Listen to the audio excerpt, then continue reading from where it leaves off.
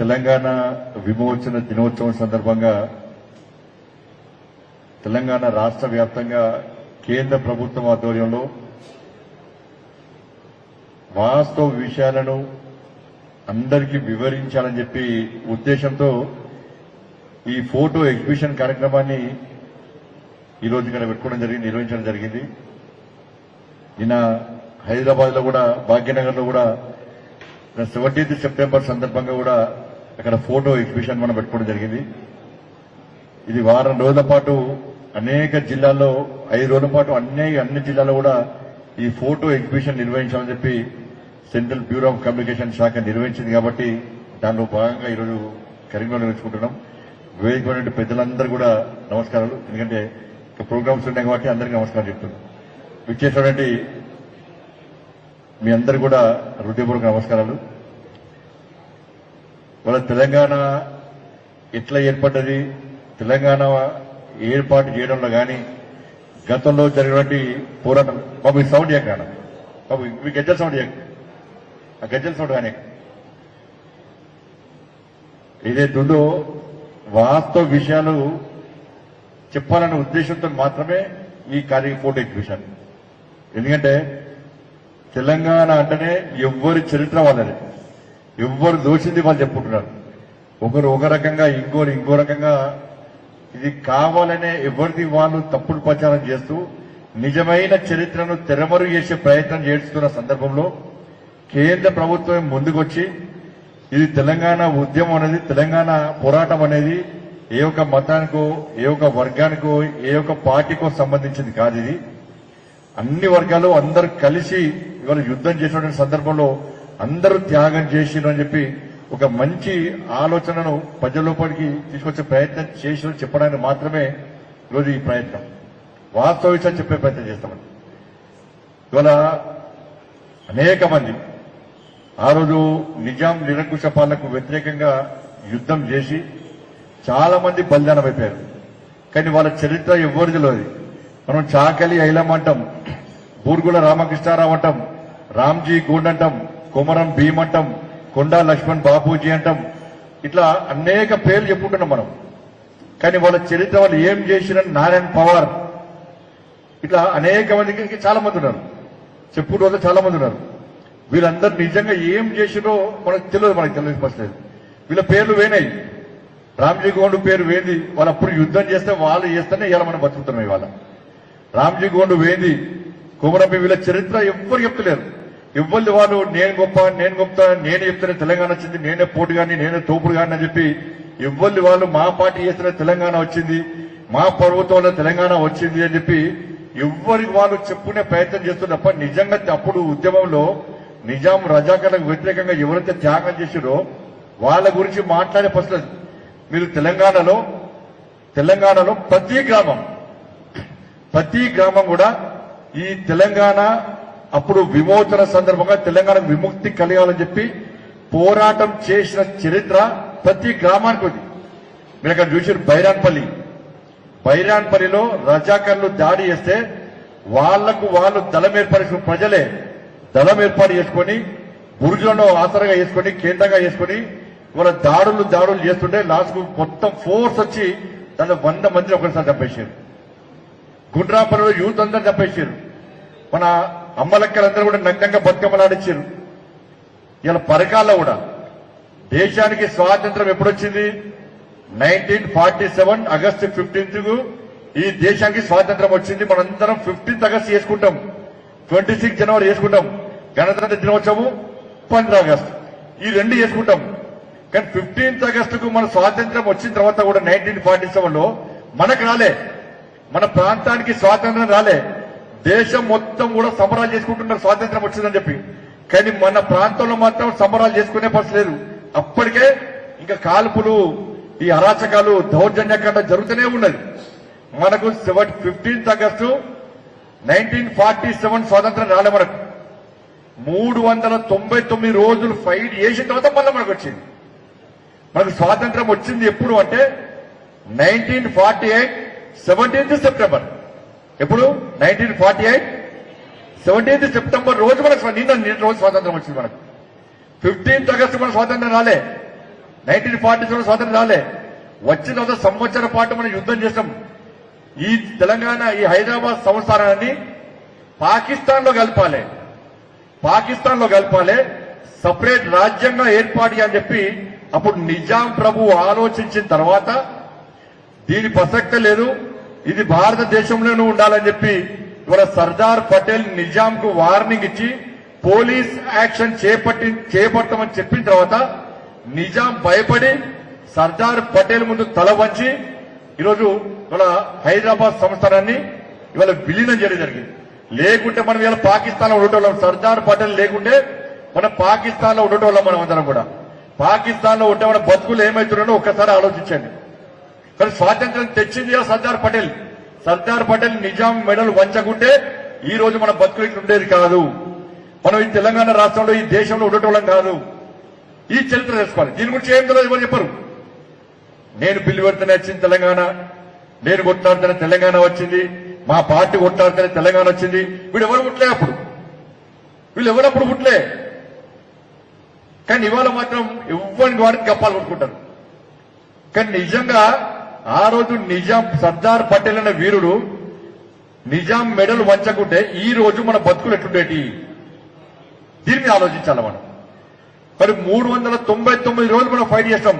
పరకాలలో ఈ దేశానికి స్వాతంత్రం వచ్చాక మాకు స్వాతంత్రం రాలేదని చెప్పి పరకాలలో 1500 మంది రోడ్డు వీకెక్కి జాతీయ జెండాలు పట్టుకొని భారత్ మాతాకి జై వందే మాతరం అని చెప్పి రోడ్డు వీకెక్కి ర్యాలీ తీస్తే 1500 మందిని ఏకదరిగా కాల్చిపడేశారు.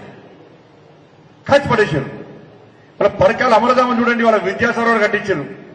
అమరధామం చూడండి ఎట్లాగా చెప్పేశారు. నిర్మల్లో 1000 ఊడల మరి ఒకే చెట్టుకు 1000 మందిని ఉరి తీశారు. ఒక్క చెట్టుకు 1000 మందిని ఉరి తీశారు. ఇట్లా అనేక అరాచకాలు నిజాం కాలంలో జరిగినాయి కాబట్టే ఇబ్బందులు పడ్డాం కాబట్టే ఆ చరిత్ర అప్పుడైతే వీళ్ళు ఎవరైతే త్యాగాలు చేశారో వాళ్ళ చరిత్ర తెరుమరుగైపోతుంది అని చెప్పి భావించే కేంద్ర ప్రభుత్వం ఇన్ని ఫోటోస్ పెట్టింది. ఇవన్నీ వాస్తవ చిత్రాలు. ఇలా ఉస్మానియా యూనివర్సిటీ ఈ రోజు జై తెలంగాణ మనం నిర్ణయించడం, బ్రహ్మాండమైన ఉద్యమం చేస్తాం, తెలంగాణ రాష్ట్రాన్ని సాధించుకున్నాం.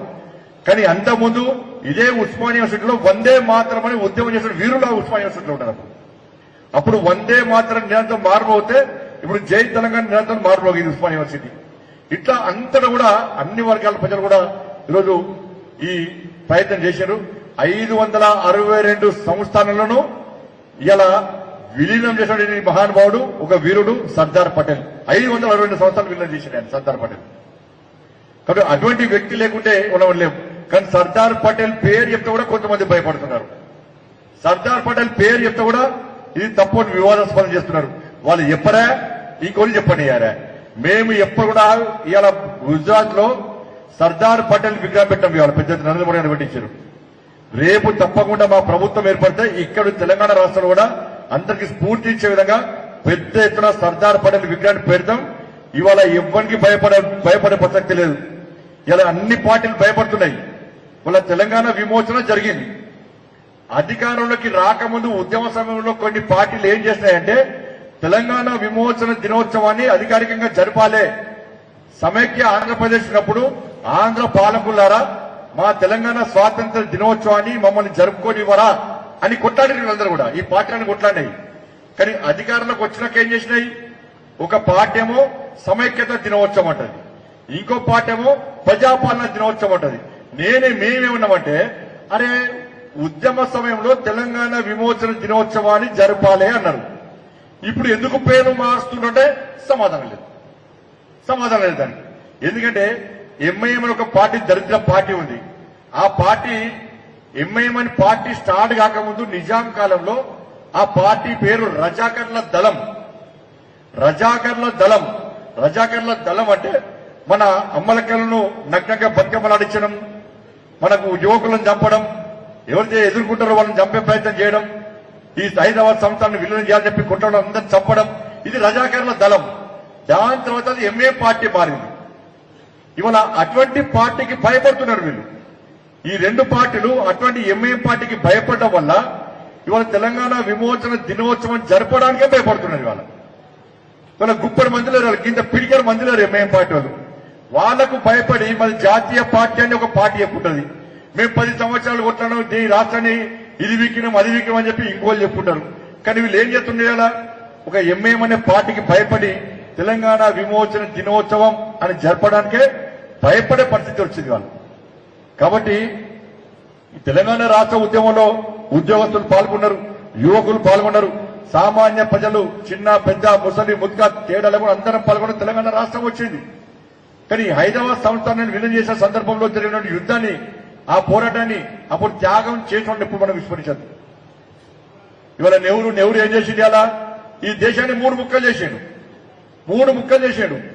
ఇలా ఒక పార్టీ వాళ్ళు ఏమంటారంటే సర్దార్ పటేల్ నుంచి ఎందుకు మాట్లాడాలంటే పక్కా మాట్లాడాల్సిందే. సర్దార్ పటేల్ వల్ల బతుకుతున్నాం ఇలా మేము. ఇవాళ నెహ్రూ ఆ పాలసీ ఉంటే ఈ దేశాన్ని 10 ముక్కలు చేస్తాం ఇంకా. కాబట్టి సర్దార్ పటేల్ అనే వ్యక్తికి ఒక పార్టీ ముద్రయ్యేది. ఆయనే హైదరాబాద్ 562 సంస్థలన్నీ విలీనం చేసిందంటే ఆయన మామూలు వ్యక్తి కాదాయన. కాబట్టి దయచేసి మనందరం కూడా ఇటువంటి కొమరం భీమ్ కానీ రామ్జీ గూడ్ అని వీళ్ళందరూ కూడా మన కోసం త్యాగాలు చేశారు. ఆ రోజు వీరులు అందరూ కూడా వాళ్ళు లేకుంటే అలా మనం బతికేటోళ్ళం కాదు. ఎవరికి వారు ఇలా సైనిక పోలీస్ యాక్షన్ ద్వారా ఇలా బతికి బయటపడ్డం తప్ప వేరే ఉద్దేశం కాదు. కాబట్టి దయచేసి అందరం కూడా ఈ ఫోటోస్ అన్ని చూడాలి, ఆ ఫోటోస్ అన్ని చదవాలి. మనం స్టైల్ కోసం ఉండద్దామా, ఏదో బండి సంజయ్ మాట్లాడిపోయడానికి చప్పటి కొట్టి కూడా కాదు. దయచేసి మీరు అందరూ కూడా ఈ ఫోటోస్ అన్ని చదవాలి, అక్కడ మ్యాటర్ మొత్తం చదవాలి. చదివి మీ ఇంట్లో మీ కుటుంబ సభ్యులకు చెప్పాలి. మీకు తెలవడానికే ఇవాళ ఈ ఫోటో ఎగ్జిబిషన్ పెట్టకుంటే చాలా మంది ఏం చేస్తారంటే ఫలానా వ్యక్తి కొట్లాడింది కదా, ఫలానా పార్టీ కొట్లాడింది కదా అని చెప్పి చెప్పుకునే ప్రయత్నం చేస్తున్నారు. కానీ అప్పుడు జరిగిన యుద్ధం గురించి మనం తెలుసుకోవాల్సిన అవసరం ఉంది. కాబట్టి ఇది ఏమీ లేకుండా తెరమరి చేయడానికే కొంతమంది ప్రయత్నం చేస్తున్నారు. కాబట్టి వాస్తవ చరిత్రను ప్రజలకు వివరించాలనే ఉద్దేశంతో ఈరోజు ఈ ఫోటో ఎగ్జిబిషన్ పెట్టడం జరిగింది. కాబట్టి మీరందరూ కూడా ఈ ఫోటో ఎగ్జిబిషన్ చూడండి. అందుకే నరేంద్ర మోడీ గారి ప్రభుత్వం, కేంద్ర ప్రభుత్వం గత 3 సంవత్సరాల నుంచి ఏ రాష్ట్ర ప్రభుత్వం చేయడానికి భయపడుతున్నది.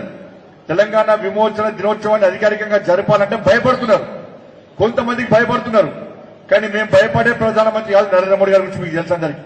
మేము భయపడే ప్రసక్తి లేదు. తెలంగాణ విమోచన దినోత్సవాన్ని కేంద్ర ప్రభుత్వం ఆధ్వర్యంలో పక్కా జరుపుతామని చెప్పి 3 సంవత్సరాల నుంచి అధికారికంగా పరేడ్ గ్రౌండ్స్ లో జరుపుతా ఉన్నాం.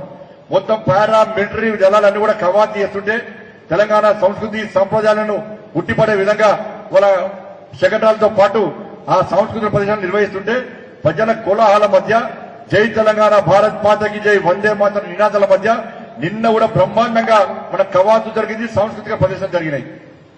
ఇలా ఇక్కడ మా ప్రభుత్వం ఏర్పడితే తప్పకుండా తెలంగాణ విమోచన దినోత్సవాన్ని రాష్ట్ర ప్రభుత్వం ద్వారా కూడా అధికారికంగా చెప్తాం. మాకేం భేషజాలు లేవు, మాకు వేరే భేషజాలు లేవు. మేము తెలంగాణ రాష్ట్ర ప్రభుత్వాన్ని ఏం కోరినామంటే ఏ ప్రభుత్వం ఉన్నా కూడా, ఏ పార్టీ ఉన్నా కూడా మీరు తెలంగాణ విమోచన దినోత్సవం జరపండి, మేము వచ్చి దానిలో పాల్గొంటాం. మాకు ఏం ఇబ్బందులు వచ్చి పాల్గొంటాం. కానీ మీ పేర్లు మార్చి చరిత్రను తెరమరి చేసి మీరే గొప్పోలని చెప్పుకుంటే మాత్రం మేము పక్కా వ్యతిరేకిస్తాం. మేము గొప్పోలం, మా మోడీ గారి గొప్పోడు, మా మోడీ గారి స్వాతంత్ర రాజ్యాంగంలో పాల్గొనడం ఎక్కడ ఎప్పుడులే మేము. మా పార్టీ ఇట్లా చేసింది అట్లా చేసింది మా వల్లనే మేము చెప్పుడులే. మేము నిజంగా ఎవరైతే త్యాగాలు చేసిరో వాళ్ళ చరిత్ర చెప్తున్నాం. మేము నిజమైన వాస్తవ చరిత్ర ఏదో ఆ చరిత్రను చెప్పే ప్రయత్నం చేస్తున్నాం. కానీ ఇప్పుడు పార్టీలు ఏం చేస్తున్నాయి, వాళ్ళ గురించి గొప్పలు చెప్పుకుంటాయి, వాళ్ళ వల్లనే వచ్చిన గొప్పలు చెప్పుకుంటాయి. కానీ ఇలా ఇక్కడ కన్మేర్లో ఎంపీ ఉండే విద్యాసాగర్ గారు ఉండే, మన కన్మేర్ నాయకుడు విద్యాసాగర్ గారు వల్లనే 17th సెప్టెంబర్ అనేది బయటకు వచ్చింది. విద్యాసాగర్ గారు ఇలా 17th సెప్టెంబర్ తెలంగాణ విమోచన దినోత్సవం దీన్ని అధికారికంగా జరపాలని చెప్పి విద్యాసాగర్ గారు ప్రారంభించిన తర్వాతనే మా మీద లాఠీ చార్జ్ అయింది. ఈ పోలీస్ గ్రౌండ్ లో జెండా ఎగరేసాం, లాఠీ చార్జ్ చేసిర్రు మా మీద. కలెక్టరేట్ మీద జెండా ఎగరేసాం, మా మీద లాఠీ చార్జ్ చేసిర్రు. మా కార్యకర్తలు, మా వెంకటనారాయణ గారు మా గురువు, ఆయన చేయి విరిగినాయి. రామకృష్ణ గారు లాఠీ రామకృష్ణ గారి మీద ఆయన చేయి విరిగింది. చాలా మంది కార్యకర్తలది కాళ్ళు చేతులు విరిగిన లాఠీ చార్జ్ లో. కానీ ఏ పార్టీ నాయకుడు దెబ్బతిలే, కేవలం మేము మాత్రమే దెబ్బతిన్నాం ఆ రోజు. కానీ మనం మాట్లాడే హక్కు లేదంటారు వీళ్ళు. అంటే వాళ్ళు సాధించి కూడా చెప్పుకోవడానికి కూడా వాళ్ళు ఒక వర్గం ఓట్ల కోసం ప్రయత్నం చేస్తున్నారు, సంతుష్టికరణ విధానం అవలంబిస్తున్నారు.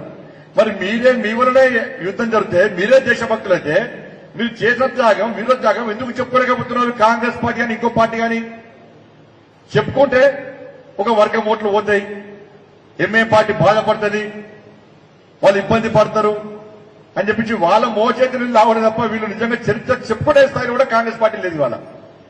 వాళ్ళు ఏమంటే మమ్మల్ని విమర్శించడం, సర్దార్ పటేల్ విమర్శించడం, చరిత్రను తెరమరియడం, కొత్త చరిత్ర తీసుకొచ్చి సృష్టించే ప్రయత్నం చేయడం. కాబట్టి ఇలా తెలంగాణ సమాజం అంతా కూడా ఇలా నిజమైన తెలంగాణ చరిత్రను ఆ హైదరాబాద్ సంస్థలను విలువ చేయడానికి పోలీస్ యాక్షన్ చేసినటువంటి సర్దార్ పటేల్ తో పాటు ఆ త్యాగం యొక్క స్ఫూర్తిని మనం తెలుసుకోవాల్సిన అవసరం ఉంది. వాళ్ళ చరిత్రను తెరమరి చేసే ప్రయత్నం చేయొద్దు. తరతరాలు అన్ని తరాలు కూడా వాళ్ళని గుర్తుంచుకోవాల్సిన అవసరం ఉంది. వాస్తవ చరిత్ర కూడా మనం సమాజానికి అందరికీ వివరించాల్సిన అవసరం ఉంది. కాబట్టి ఇంత మంచి ఫోటో ఎగ్జిబిషన్ పెట్టినటువంటి సెంట్రల్ బ్యూరో ఆఫ్ కమ్యూనికేషన్ శాఖకు మిగతా శాఖలన్నింటినీ కూడా హృదయపూర్వక ధన్యవాదాలు తెలియజేస్తూ ఒక్కసారి మీరు పోయే ముందు అందరూ కూడా అది మొత్తం చదివి మీరందరూ కనీసం దాన్ని ఒక ఫోటో తీసుకొని పోయి మీరు ఇంట్లో మీ పెద్దలకు కానీ మీ తోటి స్టూడెంట్స్ కానీ చెప్పే ప్రయత్నం చేయాల్సిందిగా మీ అందరికీ విజ్ఞప్తి చేస్తూ ముగిస్తోంది. భారత్ మాతాకి జై, జై శ్రీరామ్.